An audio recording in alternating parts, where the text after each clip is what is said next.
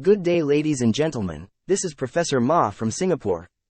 Today we are going to talk about the Ridout Road Saga.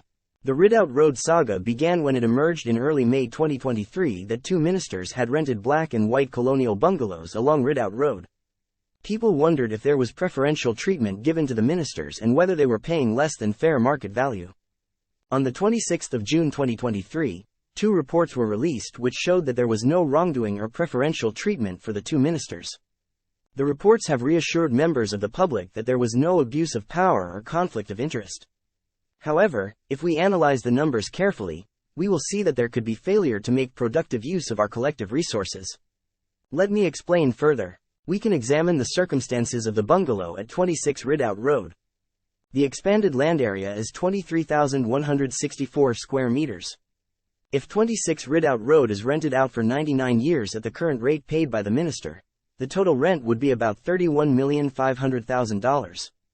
In contrast, the recent winning bid for the Marina Gardens 99-year leasehold site is $1,034 million, and this site is only 12,245 square meters, which is half the land area of 26 Ridout Road.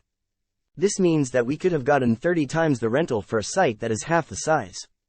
Based on simplistic calculations, we would be able to get $10 million in additional rental per year if we tear down one bungalow and open up the land for residential development.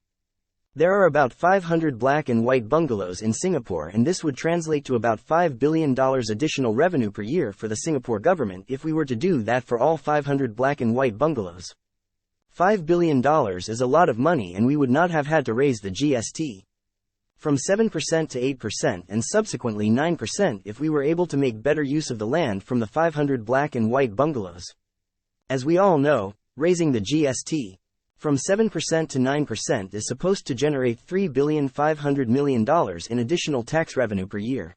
Hence the additional $5 billion revenue that we could potentially get per year from better use of the land from the 500 black and white bungalows would be more than the additional tax revenue per year from raising the GST. Instead of increasing GST, we could have just made better use of the land from the 500 black and white bungalows. I am seriously baffled why none of our highly paid ministers thought of this idea.